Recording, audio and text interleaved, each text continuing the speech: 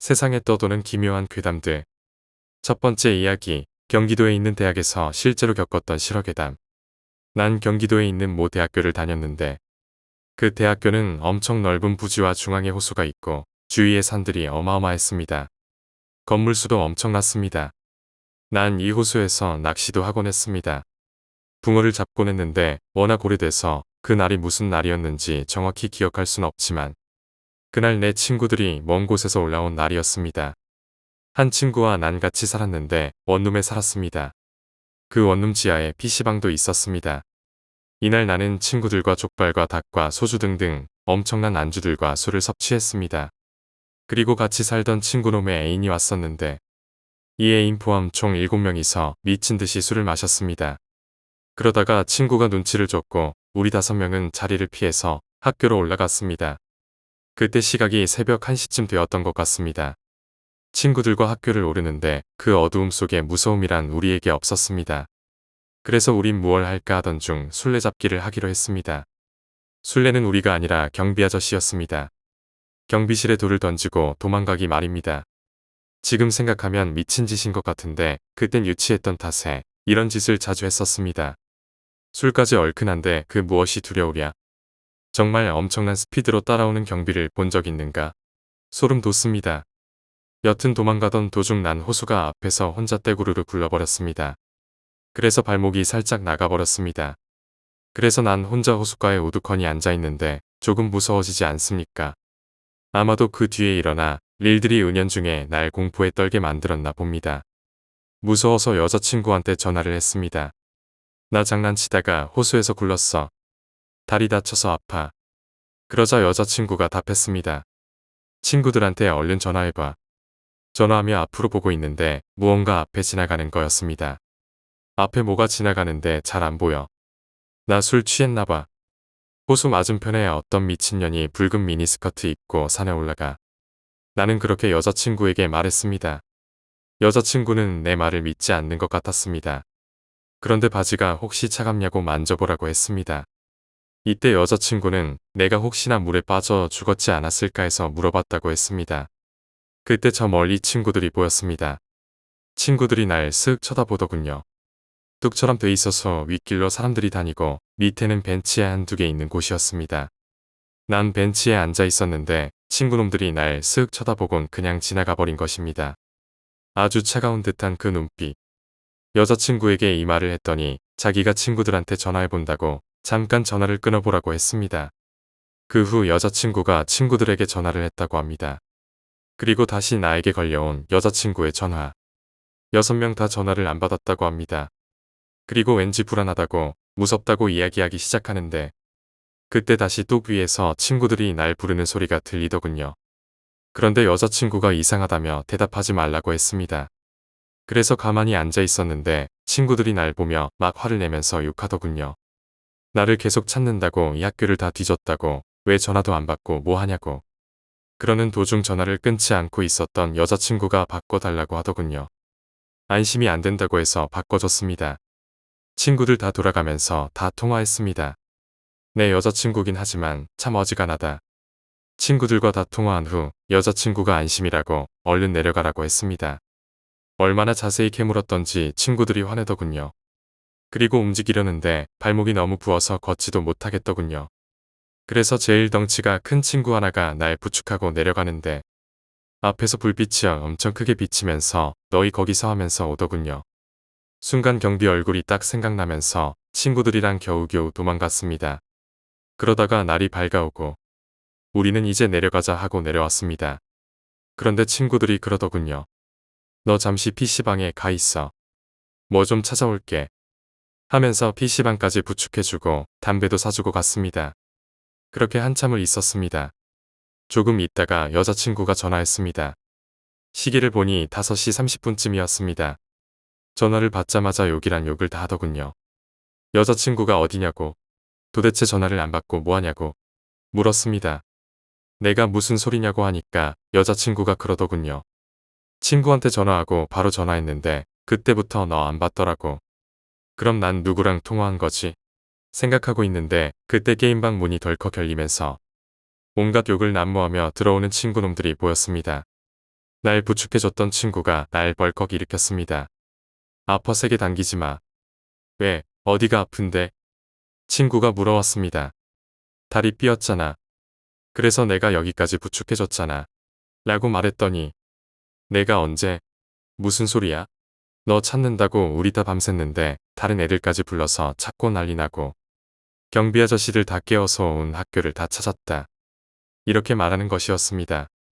생각해보니 학교에서 내려오는데 학교에 불이 다 들어와 있던 것 같습니다. 그럼 난 누구한테 업혀온 거고 난 뭘 보고 도망간 건가? 친구들이 그러더군요. 화장실 앞에서 너 봤는데 내가 우릴 쳐다보곤 막 산위로 도망가더라고. 미쳤나? 다리 아파 죽겠는데 도망을 가게. 하도 어이가 없어서 알바생에게 이놈이 담배 사주지 않았냐고 하니 알바생이 맞다고 당신이 사줬다고 했습니다. 그때 내 친구들의 표정은 몹시 당황해 하더군요. 뭔가 이때부터 심상치 않은 듯 돌아가는 상황. 애들이 올라가서 이야기하자고 방으로 갔습니다. 그때가 6시쯤. 서로 상황을 맞춰보니 난 친구들을 보고 도망 다닌 거고 친구들은 나 찾아다닌 거고 이거 예사일 아니다. 집에 전화하자 하고 친구놈이 집에 전화를 했습니다. 난 하지 말라고 짜증냈는데 신호가 가자마자 받는 우리 엄마. 어머니, 좀 올라오셔야겠는데요. 친구놈이 한마디 했습니다. 더 웃긴 건 우리 엄마입니다. 집에서 차로 달려도 4시간 걸립니다. 그런데도 이유를 묻지 않으시고 그 시간에 올라오신다고 합니다. 뭔가 심상치 않습니다. 분명 무슨 일이 있다. 어머니, 아버지 다 오시고 다짜고짜 집에 가자고 하십니다. 내려와서 들은 이야기인데 아버지, 어머니가 나랑 똑같은 꿈을 꾸셨다고 합니다. 다른 게 있다면 내가 막 쫓기더란다. 칼을 든 여자애한테. 동시에 엄마, 아버지 깨셨다고 합니다. 서로 보고 놀라셨대요. 왜 갑자기 일어나냐고. 그리고 서로 꿈 이야기하니 우리 아들한테 무슨 일이 있는 거 아닌가 이럴 수 없다 하고 있는데 엄마 휴대폰에 걸려온 친구의 전화. 그래서 바로 내려오신 거란다. 그 이후 난 정신과 성당, 교회, 상담실 다 가봤다. 다 정신 차리고 살란다 술 많이 먹어서 그렇다고. 근데 우리 아버지는 귀신이랑 놀면 귀신에 씌여 오래 못 산다고 생각해서 여기저기 안 가본 곳이 없다. 아무래도 서로 인정은 안 했지만 귀신이었던 것 같다고. 그러다가 친할머니가 말씀하시길 아는 분이 계신데 그분이 귀신을 잡으시는 분이 계시단다. 그 길로 전라도까지 달렸다. 정말 촌구석까지 갔다. 많이 늙으신 할머니. 올해 90을 바라보고 계신단다. 그 할머니가 나를 딱 보자마자 어이구 하시더라. 나, 엄마, 아빠, 동생, 여자친구 이렇게 6명 있었습니다. 할머니가 마음의 준비를 하고 다시 보자고 하셨다. 그래서 하루 지나고 마을회관에서 구슬했다. 사과 등등 막 올려놓고 절하고. 난 솔직히 어이없더라. 저런 거 안 믿거든. 그래서 난 멀찌감치 떨어져서 속으로 짜증나 하고 있는데 할머니가 다가오신다. 그러면서 날 보고 아주 걸걸한 무미건조한 인간의 말투 같지 않은 그런 목소리로 말했습니다. 창성아. 난 못 들은 척했다. 창성아. 나는 엄마한테 짜증을 냈다. 내가 이런 거 하지 말자고 했는데. 그런데 고개를 돌려 가족들을 보니까 가족들 전부 다 심하게 놀란 얼굴을 하고 있더라. 설마? 창성이는 내 원래 이름이다. 어릴 때 이름을 바꿔야만 할 이유가 있어 재판까지 하고 바꾼 이름. 그 이름을 어떻게 할머니가 알았지? 난 부모님이 가르쳐 준 줄 알았다. 근데 아닌가 보다. 속으로 이게 뭐야 하고 있는데. 창성아, 나 모르겠어? 무당 할머니가 말하는 것이었다. 누군지 모르겠다고 내가 말하니. 실망이야. 내 목소리 벌써 잊은 거야. 하면서 무당 할머니가 다가오시는데 허리 굽은 할머니가 허리를 딱 펴고 터벅터벅 걸러오시더라. 그때 그 눈빛, 그 자세. 아마 죽을 때까지 못 잊을 것 같다. 나뿐만 아니라 거기 있던 모두가 잊지 못할 장면이었다. 그러곤 무당 할머니가 귀에 속삭이시더라. 창성아, 나 제이야 못 믿는 거야. 이렇게 꺼낸 이야기는 놀랄 노자였다. 아무도 모를 우리만의 이야기. 중학교 3학년 때 학교 옥상에서 그날 그 놈이 본드 마시고 오토바이를 타고 바닷가 길을 달렸다. 그러다 사고가 났다. 난 진술서에서 본드 얘기는 안 썼었다. 사실 쓸 수가 없었다. 이미 죽은 친구 앞에서 할 말도 하고 싶은 말도 없었기에. 제이는 전봇대를 들이받고 약 20여 미터 날아가서 그 자리에서 즉사했다. 난 달려가서 무릎을 꿇고 그 놈을 받고 그걸로 내 기억은 끝이다.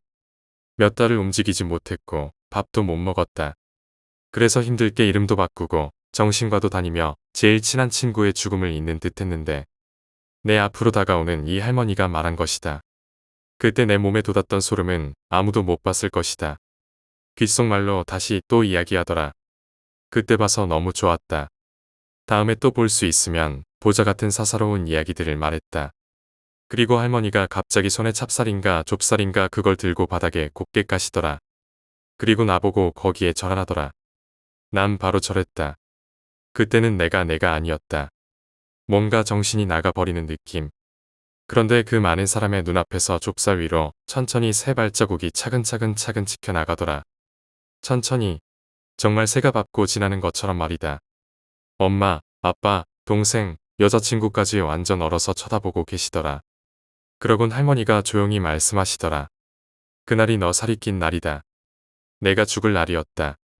그런데 내 친구가 기일날 하루 내려올 수 있는데 그날 안 오고 너 때문에 일찍 왔었다. 너를 업고 다닌 건 내 친구다. 그리고 너를 따라다녔던 것은 귀신들이다. 너를 해치려는 잡귀들을 피해. 그게 내 업이고 내 살이다. 친구 덕분에 산 거라고. 식은땀이 등 뒤로 흐른다는 거 더운 거랑은 다르다. 정말 그 느낌. 더럽다. 그리고 내려와서 친구 어머님을 뵙고 그놈을 떠나보냈던 강에 백화를 뿌려주었다. 두 번째 이야기, 트럭 사고. 내가 1학년 때의 일이니까 벌써 6년 전 즈음 일이다. 우리 작은 삼촌은 트럭 운전을 하십니다. 청주에서 거주하시면서 그쪽 공단에 산업 폐기물을 실어다 처리장으로 옮기시는 일입니다. 삼촌 댁이 청주고 내가 그 근방에서 대학교를 다닐 때 일입니다. 무슨 운전은 안 그렇겠냐만 트럭 운전은 정말 고단하다고 합니다. 당시 숙모님은 작은 식당을 운영하시고 계시고 아들 하나 있는 건 유치원에 다니고 있었습니다. 내가 삼촌 댁과 가까이서 학교를 다니고 있었기 때문에 삼촌은 거의 매주 주말이면 나와 함께 일을 나가고 싶어 하셨습니다. 운전하시면서 말동무라도 있으면 졸음이라도 덜 오고. 나는 어려서부터 친가 댁보다 외가 댁과 더 가깝게 지내왔기 때문입니다. 초여름의 어느 금요일, 축구를 굉장히 좋아하던 나는 주말에 비가 온다는 뉴스를 듣고 축구하기는 글렀으니 삼촌 운전하시는 데나 따라갔다 와야겠구나 하고 생각했습니다. 가끔씩 용돈도 두둑히 주셨습니다. 그렇게 삼촌을 따라 나섰던 주말, 역시 비가 조금 내려서 지면이 젖어 있었습니다. 고속도로를 지나고 있는데 갑자기 차가 좀 막혔습니다. 덤프트럭에 타본 사람은 알 겁니다. 차가 워낙 높기 때문에 어지간한 거리는 다 보입니다. 트럭 사고가 난 게 보였습니다. 삼촌이 모시는 트럭과 같은 종류 같았습니다. 트럭끼리 사고가 났었습니다. 그 모습을 보시곤 삼촌이 예전에 사고를 당하셨던 이야기를 하셨습니다. 청주 옆 단양에 있는 고속국도는 상당히 길이 험한데 그쯤에서 사고가 나셨었다고 했습니다. 갑작스러운 브레이크 고장이 원인이었다고 하셨는데 무슨 차를 받으셨는지 모르지만 핸들이 아랫배에 꽉 박혔었다고 하셨습니다. 너무 깊게 박혀서 숨도 안 쉬어지고 말도 안 나왔었다고, 죽을 뻔했다고 말씀하셨습니다. 그렇게 얘기를 나누면서 어느새 길을 막고 있던 사고 현장을 지나가게 됐습니다. 트럭 밑으로 피가 흐르고 있었고 트럭 앞부분이 심하게 찌그러져 있었습니다. 삼촌께서는 안타까워하시며 혀를 차셨습니다. 갓길에 사람들이 승용차를 대놓고 차에서 내리는 모습을 본 기억이 납니다. 한 7명 정도 갓길에 나와 있었는데 모두들 굉장히 놀란 모습이었습니다. 나는 찌그러진 트럭에 무슨 일이 있나 싶어서 사람들에게서 눈을 떼고 사고 난 트럭 쪽으로 눈길을 돌리던 찰나, 남자였는지 여자였는지 구분할 수 없을 만큼 갈라지는 목소리로 차 안에 있던 두 사람 중 정신을 잃지 않은 사람이 필사적으로 외치는 소리를 들었습니다. 방금 전에 들었던 삼촌의 경험담과 너무도 비슷했습니다. 온몸에 소름이 돋고 고개를 돌려 차마 사고 난 트럭을 볼 수가 없었습니다.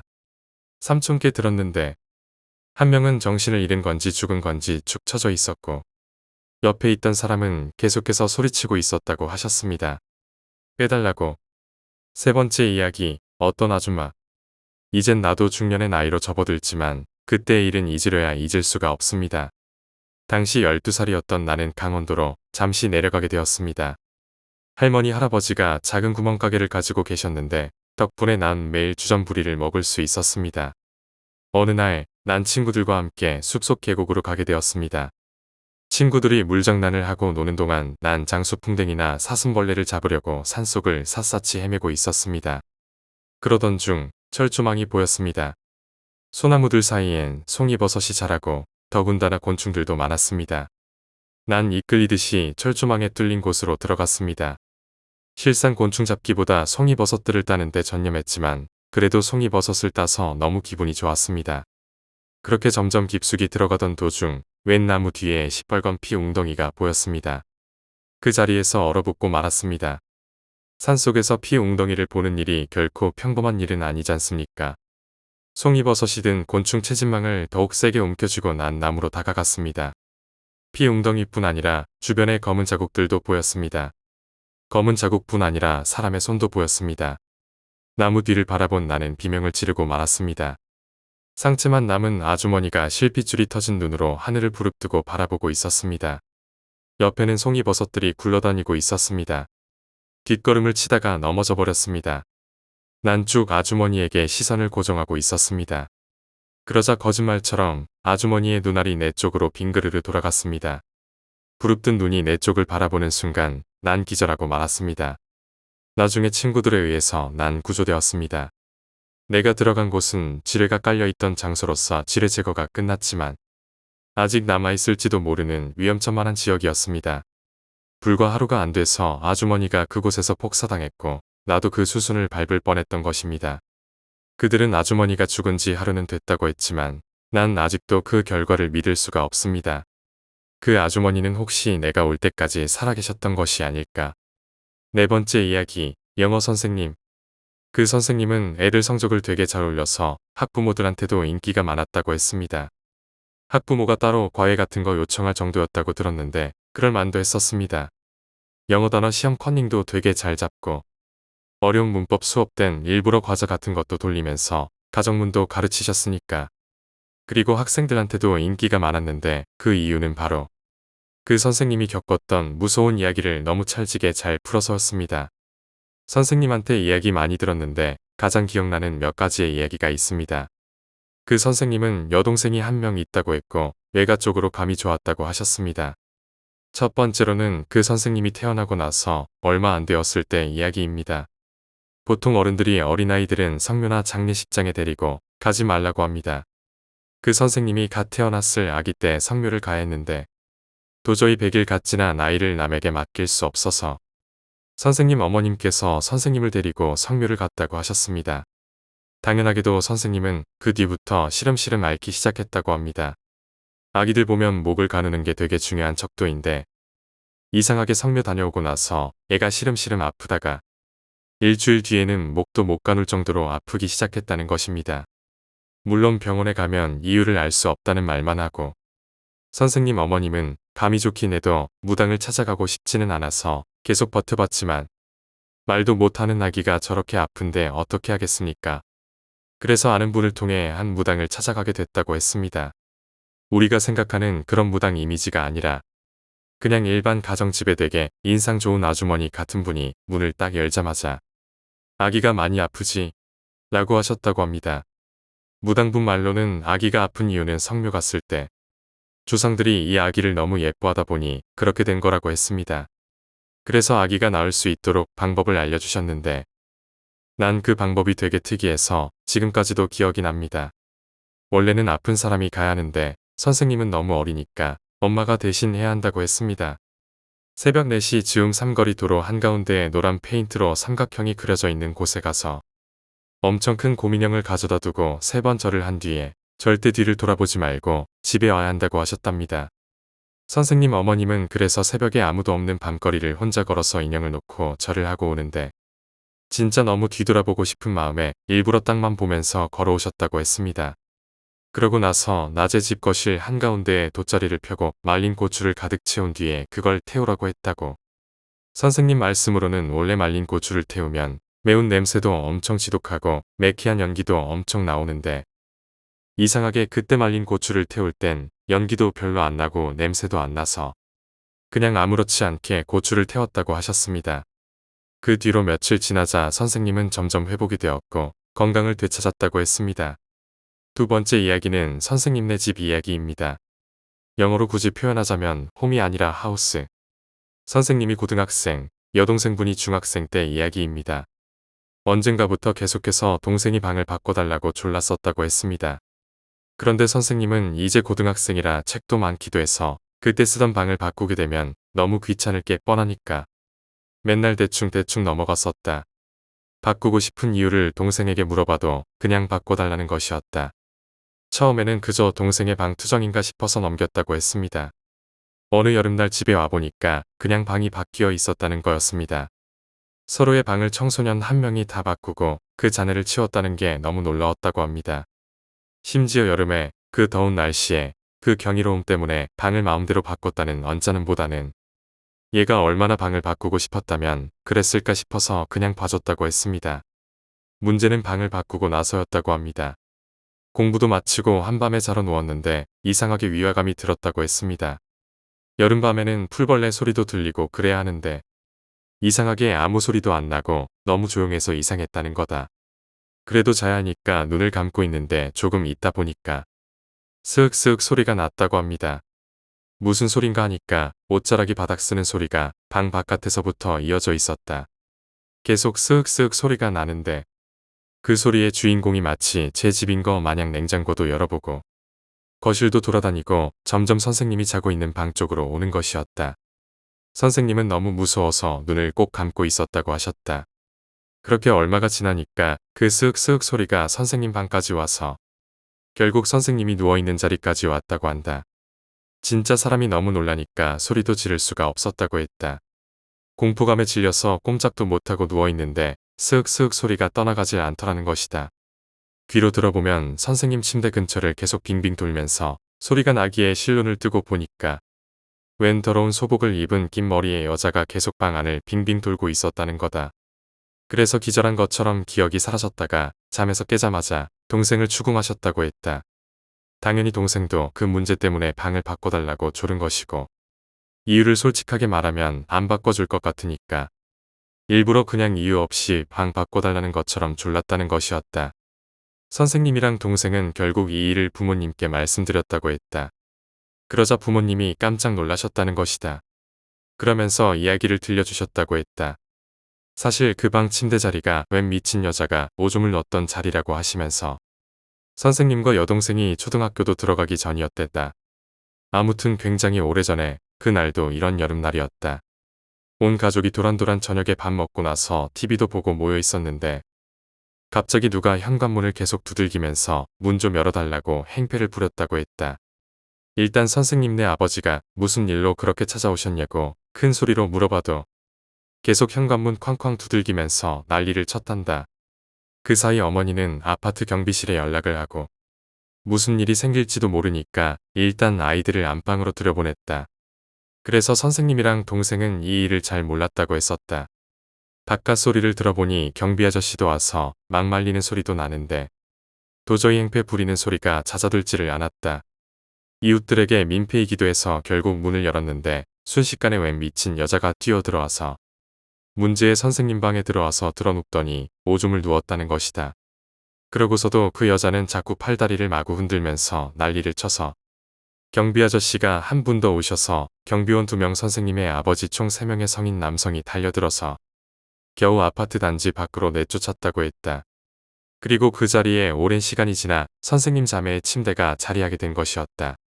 이 이야기를 듣고 선생님은 어떻게 해야 하나 싶어서 우선 방 구조를 바꿔 침대 자리를 바꾸니까 그나마 그 스윽스윽 소리는 사라졌다고 했다. 그런 뒤 얼마 지나서 결국 이사 가셨다고 했다. 마지막 이야기는 선생님의 친구 이야기입니다.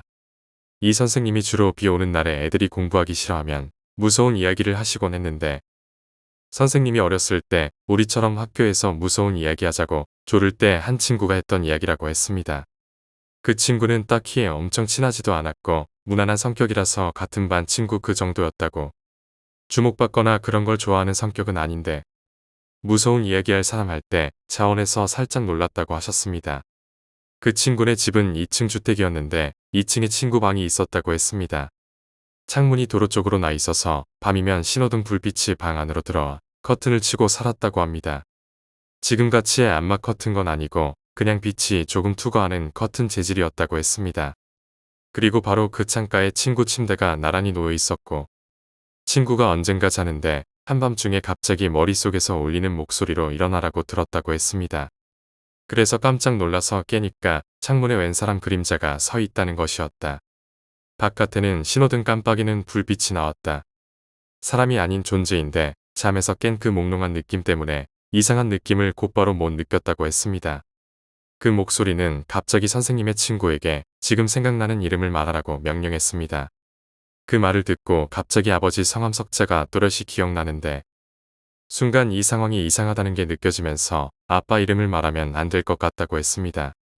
그래서 말을 안 하려고 버티니까 계속 그 그림자가 가까워지면서 이름을 말하라고 계속 명령했다고 합니다. 도저히 말을 안 할 수가 없어서 할아버지 이름을 대신 말했다고 합니다. 그러자 그 그림자가 또 몇 년 몇 월 며칠 몇 시에 태어난 아무개가 맞느냐? 라고 했다. 공포감에 질리기도 했고 몇 시 이게 숫자가 아니라 신축년 이민년 하는 것처럼 60갑자로 사주를 물어보는 거여서 모르겠다고 하니까 이제 질문을 바꿔서 그럼 무슨 도 무슨 군 무슨 면 무슨 이에 사는 아무개가 맞느냐? 하더랍니다. 근데 할아버지 댁 주소를 어떻게 알겠는가? 그리고 왠지 제대로 말하면 무슨 일이 안 생길 것만 같아 그래서 모르겠다고 답했다고 합니다. 그러자 갑자기 눈앞에 빠른 화면으로 친구네 집에서 할아버지 댁으로 가는 길이 쭉 펼쳐지고 마지막 화면 할아버지 댁 대문과 명패가 보이면서 이곳이 맞느냐? 라고 물었다고 했습니다. 그래서 친구는 결국 그 집이 맞다고 했고 그림자는 사라졌다고 합니다. 너무나도 이상하고 찜찜한 기온에 잠을 뒤척이다가 겨우 잠들었는데 갑자기 새벽 4시 즈음에 부모님이 친구를 막 흔들어 깨웠습니다. 다들 예상하다시피 할아버지가 돌아가셨답니다. 친구는 할아버지에게 죄송한 마음이 들면서 한편으로는 그때 바로 생각난 아버지의 이름을 말했다면 어떤 일이 생겼을까 두려웠다고 합니다. 5번째 이야기, 눈을 마주치지 마라. 내가 고등학교 2학년 여름쯤에 일어난 일이었습니다. 요즘은 어떨지 모르겠는데 그땐 학교마다 야간 자율학습이라는 게 있어서 정규 수업 끝나고도 10시, 11시까지 학생들을 붙들어 놓고 보충 수업이며 자습을 시켰습니다. 날씨는 덥지, 선풍기는 고장 났지, 지금처럼 장마철엔 가만히 있어도 꿉꿉했습니다. 머리에도 안 들어오는 책을 붙들며 씨름하고 집에 가면 또 10시, 11시. 바로 씻고 자고 다음날 7시에 학교 가고 또 늦은 밤까지 야자하고 파김치가 되어 돌아오는 반복된 일상이었습니다. 그때 당시에 난 미대 입시를 위해 학교 정규 수업만 받고 6시 땡 하면 학원으로 가서 또 그림을 그렸습니다. 예체능 계열 학생들이라면 알겠지만 정규 수업만 받고 보충 수업 안 받는다고 좋은 게 아니었습니다. 남들보다 2배로 더 하지 않으면 공부도 그림도 뒤따라갈 수 없었거든요. 그런데 하루는 담임 선생님이 나보고 남들 다 야자하는데 너만 빠져서 놀러 가니까 좋냐는 식으로 말씀하셨습니다. 황당하기도 하고 억울하기도 했습니다. 제가 야자 안 하는 게 보기 싫으시면 야자하면 되잖아요. 나도 무슨 용기로 그렇게 말했는지 모르겠습니다. 물론 반항하는 거냐고 몇 대 맞긴 했지만 난 분해서 며칠 동안 학원 안 가고 다른 애들처럼 야자를 했습니다. 그렇게 한 이틀 정도 지나고 나서 다음 날도 여느 때랑 마찬가지로 야자를 마치고 나니 11시가 조금 넘었더라고요.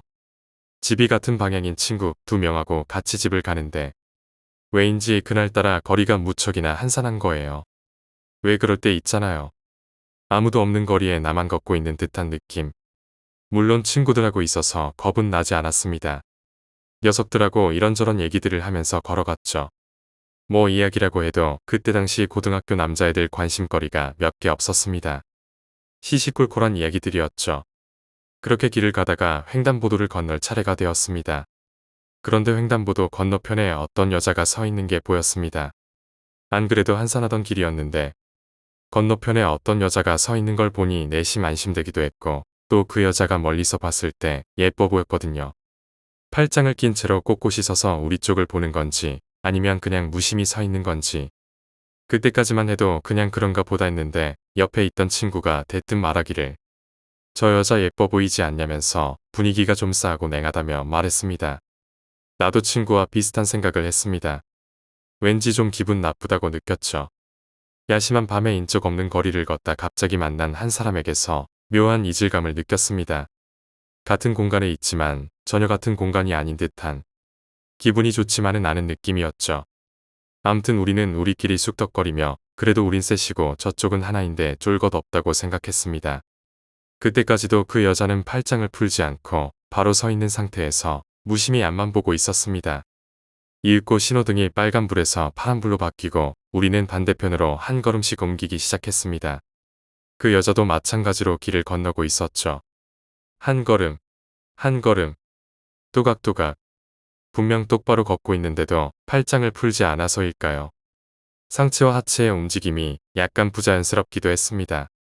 횡단보도에서 그 여자가 가까워질수록 점점 드러나는 무심한 그 표정이 어딘가 모르게 화가 난 것 같기도 했습니다. 슬픈 것 같기도 하고 유난히 길어 보이는 머리카락이 바람에 흩날리는 모습까지도 왠지 모르게 오싹해졌죠. 점점 우리와 그 여자의 사이는 좁혀져 갔고 우리 셋은 갑자기 쌓여진 기분에 숨죽이며 아무 말도 못하고 앞만 보고 걸어갔습니다. 되도록 빨리 건너고 싶다는 생각뿐이었습니다. 그렇지 않으면 건너고 나서 뒤를 돌아봤을 때 이 여자가 칼 들고 쫓아오지나 않을까 하는 생각이 들어서요. 그렇게 별별 생각을 다 하면서 길을 걷다가 중간쯤에 우리와 그 여자가 서로 스쳐 지나갈 때 우리 셋은 누가 먼저랄 것도 없이 곁눈질로 그 여자를 쳐다봤고 그 여자도 우릴 쳐다봤습니다. 다만 우리와 그 여자의 다른 점이라면 대체로 곁눈질로 옆에 있는 것을 볼 때 약간이라도 고개를 돌리고 힐끔 보는 것이 정상인데 그 여자는 여전히 팔짱을 낀 상태로 똑바로 머리는 정면을 향해 보면서 걷다가 눈만 귀까지 찢어지듯이 돌아갔습니다. 사람 눈이 아무리 흘겨본다 해도 귀 있는 데까지 눈동자가 가지 않잖아요. 그리고 등 뒤로 멀어져 가는 발걸음 소리. 또각또각또각. 나랑 친구들은 그 자리에서 바로 얼음이 됐고 한참 뒤에 빵빵거리는 자동차 경적 소리에 놀라 급하게 길을 마저 건넜습니다. 그리고는 아무 말도 없이 서로 집까지 갔습니다. 뛰어가지도 못하고 멍하니 걸어서. 그리고 집에 가서 더 놀라운 이야기를 들었는데 내가 집에 도착한 시간이 새벽 2시 반이었다는 거예요.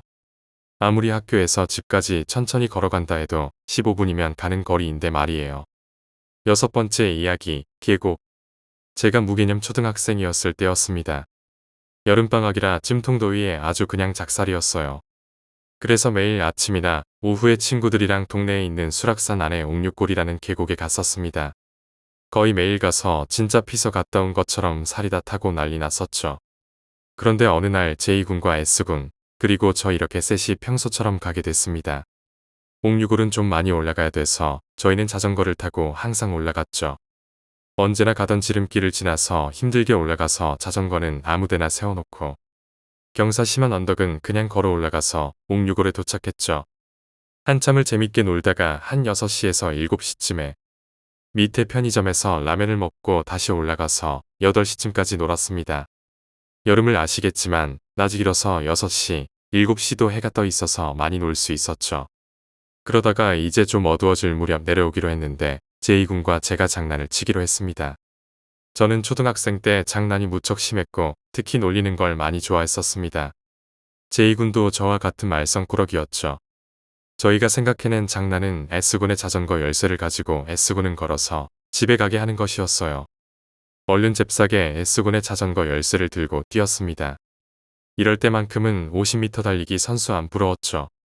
자전거를 세워놓은 곳에 도착했지만 자전거를 열쇠로 풀려면 S군에게 잡히기에 우리는 한참 동안 빙글빙글 산을 돌면서 추격전을 벌였죠.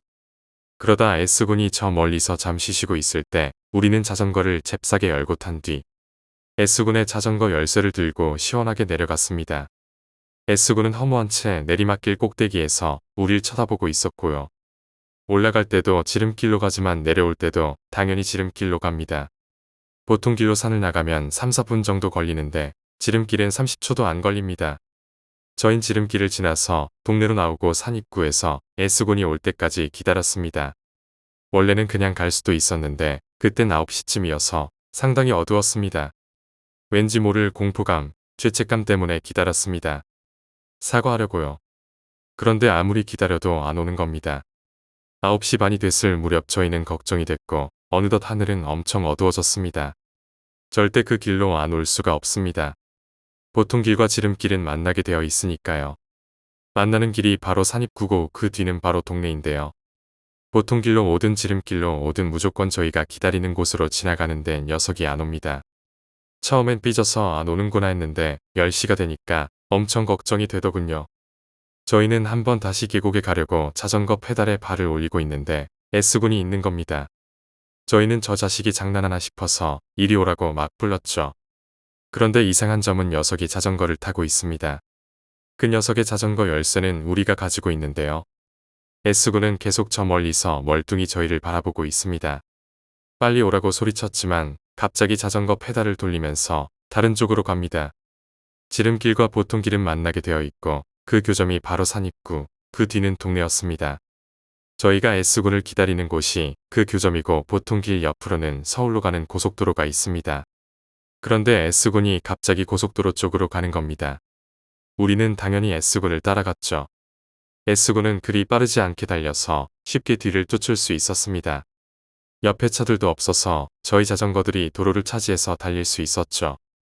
5분 정도를 그렇게 따라갔습니다. 우리는 일부러 S군에게 말을 걸지 않았죠. 솔직히 10시가 넘어서 무서웠고 또 미안하기도 해서요. 얼마나 갔을까요? 갑자기 S군이 자전거에서 내리더군요. 저희는 자연스럽게 그 자리에 멈췄습니다. S군이 갑자기 고속도로 옆 샛길을 지나 나무가 잔뜩 자라있는 곳으로 들어가 버렸습니다. 그 산은 의정부와 연결되어 있는 산이었는데 철조망이 없어서 그 고속도로 옆 산으로 들어갈 수 있었던 것 같습니다. 저희는 너무 무서워서 전력을 다해 그곳을 빠져나와 다시 동네로 돌아왔고 S군의 집에 찾아갔습니다. S군 집에 간 우리는 온몸에 소름이 돋았고 서로 쫄아서 집에 얼른 들어갔습니다. S군의 집에 찾아가니 자전거는 현관문 앞에 없었습니다. 초인종을 눌렀습니다. S군의 엄마가 나오시더군요. S군 있는지 여쭤보니 지금 씻고 있는데 왜 그러니 하시는 겁니다. 너희 꼴은 다 젖어서 그게 뭐냐고 물어보시면서 저희는 얼른 집에 들어갔고 다음날 저희 집에서 S군을 만나서 물어봤습니다. S군은 자전거는 그냥 다음번에 옥륙을 갔을 때 가져오려고 두고 지름길로 내려왔다고 했습니다. 도대체 어떻게, 절대로 그런 일은 있을 수 없습니다. 저희보다 먼저 갔다는 건 말이 안 되는 것이었죠. 정말 기이한 일이었습니다. 자전거를 타던 S군은 누구였을지 생각해보니 지금도 소름이 돋습니다. 정말 저희의 착각이 아닙니다.